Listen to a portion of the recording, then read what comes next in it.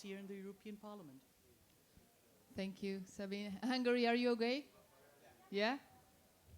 You guys? Czech taking over Italy, right? Czechia taking over. That's a fantastic name, actually. Okay, let's continue the game. Third question. 3, 2, 1. Let's see if it's the same that I have here. Yes. So, what's the name of the centers that help bring the European Union closer to people on the ground and help facilitate their participation in debates on the future of the EU? A. Europe Direct Centers. B. EU Direct Centers. C. Local Europe Centers. And D. Local EU Centers. Do we have a new participant over there? That's the one Italian taking over. There's another Italian taking over? Okay. Only one Italian in our group, and the rest are Czechs. That's the reason Okay. why Czechia is taking over Italy. Okay. This is a completely interesting story. Guys, are you ready to answer the question? Italy in Czechia, just put closer and look at the phone. Are you ready? Belgium, you good? Yeah? 1, 2, 3 from now. I love to see how you so quickly click on your buttons. All done. And we have Czechia and Hungary. Woohoo! Okay, guys, so the correct answer was A. Europe Direct Centers help bring the European Union closer to people on the ground and help facilitate their participation in debates on the future of the EU. The centers answer questions about EU policies, programs, and priorities. Staff in the centers are ready to proactively engage with citizens and stakeholders so that they feel more involved in the European project. Let's move on. Yeah? Fourth question. We still have this one and then the next one. 5 questions in total, as you know it. So, the Youth Employment Initiative supports young people who A. are long-term unemployed and registered as job seekers. B. are not in education, employment, or training. C. are finishing education and seeking for a job. And D. are unemployed and not necessarily registered as job seekers. You need to pay attention on this one, right? Because it has a lot of things that seemingly can be true. Okay, Hungary is still thinking. Italian taking over Czechia. I'm confused. Czechia taking over. Belgium is ready as usual, always ready. Italian girls debating. Yeah. You should debate to get this one right. You ready? We can go? 1, 2, 3 from now. All done. Let's see. Let's check it out. So we have Belgium got this one right. Congrats, Belgium. Okay, but we still have... That was it. Yeah, exactly, because you had different possibilities that sounded right. So, guys, congratulations. Let's follow up the game. Last question. 3, 2, 1. What is the objective of the Digital Decade Initiative? A. To ensure universal access to the internet. B. To achieve 80% digital skills proficiency among adults. C. To create 10 million SIT specialist jobs in the EU by 2030. And D. To promote digital education in schools. This is a very important initiative to the future. Okay. Interesting questions, right, Sabine? Yep. I've been learning a lot yesterday and today. Yeah. It's really interesting. Because you think you know things about the EU, but then there are so many different initiatives, so many things going on. Even for us as parliamentarians, it's sometimes quite difficult to know about all the initiatives that are started. Yeah, I can imagine that. You're always everywhere doing so many things. Guys, You good? You're the biggest team. Belgium is alone. You know. After that, you need to pay Belgium ice cream. Let's go. 1, 2, 3 from now.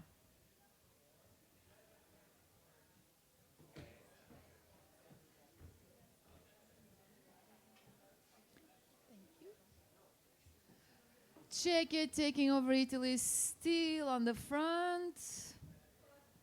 Okay, but we have some right answers, so that's good. Guys, the correct answer is B.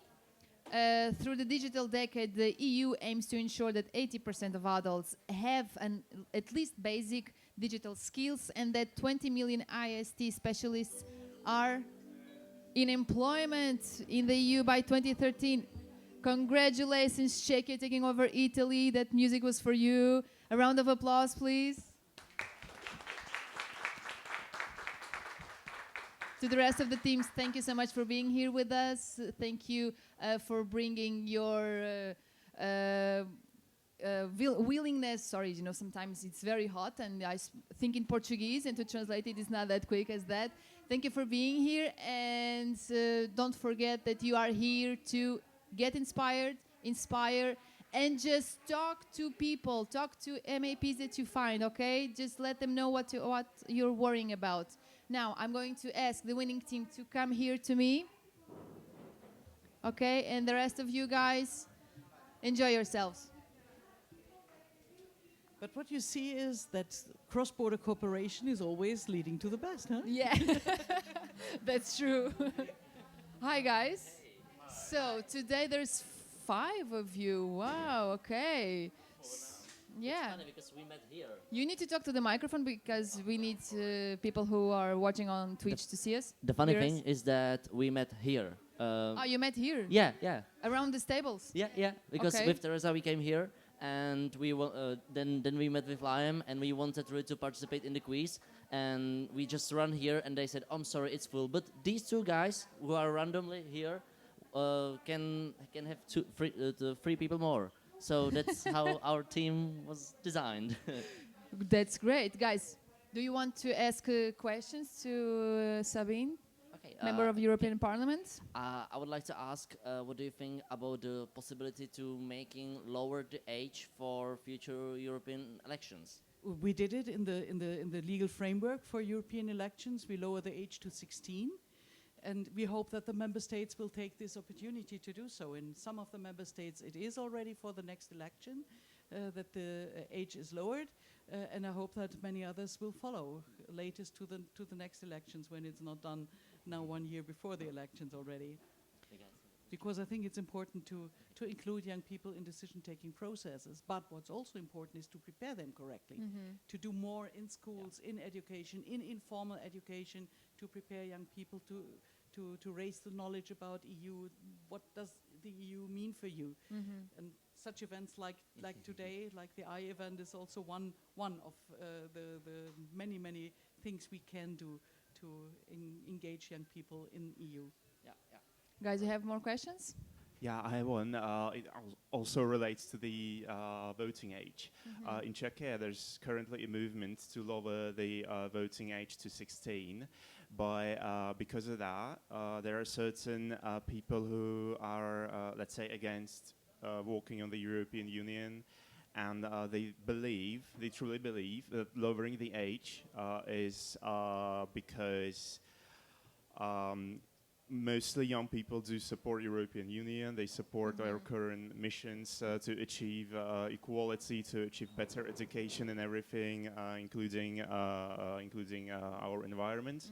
And they think that we would lower the age of voting because we would like to get more votes pro European Union, and that we do that not because we believe in young people, but because we want more voices to silence the people who are against the European Union. And it might be a hard question to answer, but how would you face such a person who would claim that to you, and how would you explain that it's true. It's not true that lowering the voting age would be just a promotion to get more votes for the actions the European Union is taking, but it's truly because young people truly have another view in our digital age of how politics works and how society works, and it would be fair to lower the voting age. How would you face it? I think first I would say to be for the European Union is never a mistake. So it's good that people who are in favor of the European Union have the right to vote. So the argument is already the wrong one. On the other hand, it's very important to include young people, because what we decide today has an impact on your future.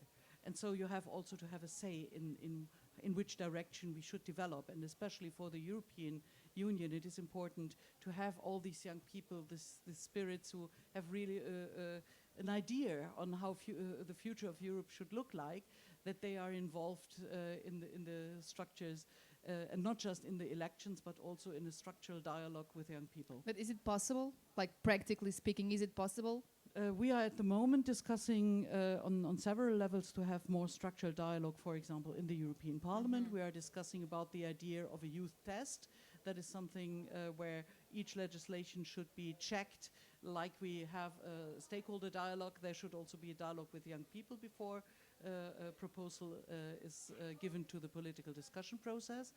And if we have also additional structural dialogue with young people in each and every committee, and we try to bring together now all the chairs of the committees who are in favor to do such dialogue, so that we can show that it is really a huge value also for the work in our committees. In the CULT committee, it's natural that we have structured dialogue with young people, but it should be not just in those fields that are typical youth policies, but also in other fields that have a relevance for young people, like environmental question. Also, when it comes to business issues, to internal market question, it has an impact on young people. Social security, everything has an impact. Everything. So it is important to listen also to the young voices to make better future-proof legislation. You have more questions, guys? Maybe, yeah. So you said that we need to listen to the youth voices more, but how do we get the youth to speak and to actually hear their voices? Because often youth participation rates, especially European politics, are really low in Czechia and the post-Soviet countries in general, and everywhere in Europe as well. And it's always the us versus them bureaucrats in Brussels mentality. So how can we change that and actually get people to care about Europe and get people to speak so we can hear their voices? I think there must be several things. First, Europe must be taught better in schools.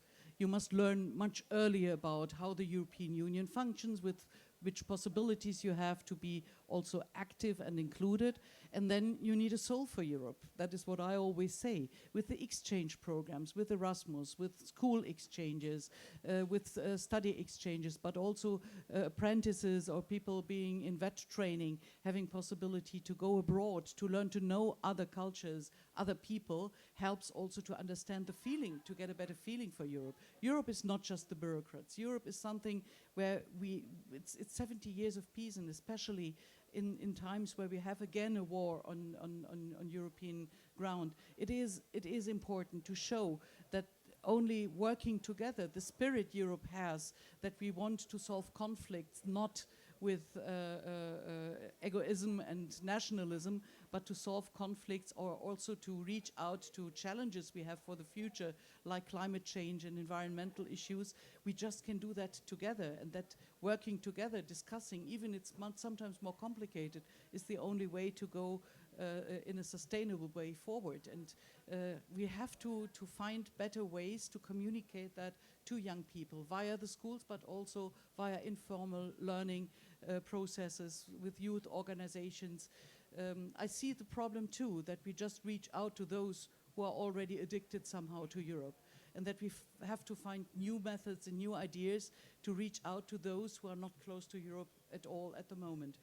But there we are also depending on your ideas, how we can reach out to young people, to people in your age.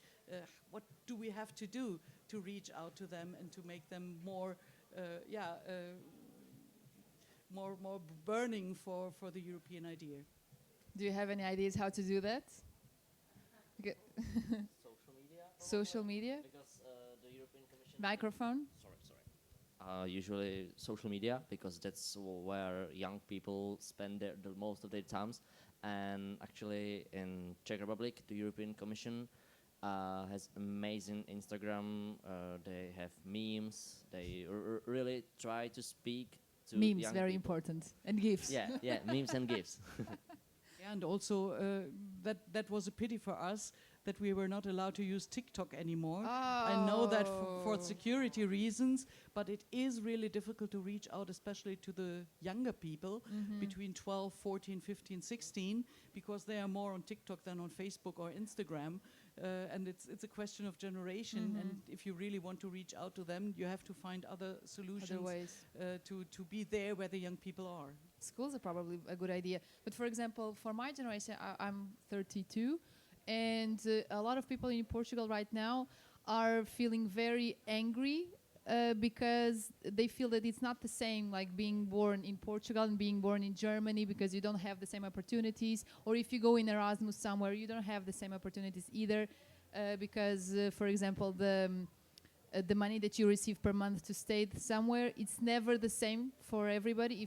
If a person from Austria and a person from Spain goes to France, a person from Austria receives more than a person from Spain, you know what I mean? So it's not equal for everybody. Can that be changed? Yeah, that's a problem we have in the program. That is something we are working on now in the implementation report we make, because the problem is that the money at the moment is spent in the way how the costs are in the country where you come from. But you Makes go no to a country sense. that is much more expensive, Exactly. for example, and there you need much more money to go there. So there must be a shift, and we are discussing about that, how we can change that to make it easier to reach out to other countries where the costs for living are much more expensive. Exactly. But it's very often also the university that decides how they spend the money. That's not just a question of the program as such, because, for example, in some German universities, they are not supporting more students with less money to have the possibility to send more young people to other countries. Okay. But that leads to a disparity when the people don't have the financial background to do so. So we have really to take a look how the program can really be inclusive and also accessible for people with fewer opportunities. Thank you very much. A lot of things still to be done, and we are here to help, right? To make Europe strong and united as it should be. Thank you, Sabine, very much. A big round of applause, Sabine Verheyen, Europe's People Party. Thank you for being here with us. And for you, Czechia taking over Italy. Oops. That was drop the mic, right? How do you end a presentation? You just drop the mic. That was a perfect young way to finish a conversation, Sabine. It's still working, it's fine. Okay, great. You want a picture? Yeah. Okay. I don't know. Can we ask some of the girls to to take a picture? So I hope on Twitch you're having fun here with us. This is a very informal way. Sabine, please. Closer. Okay, so I'm sorry. Let me just stay here. Oh. Matching.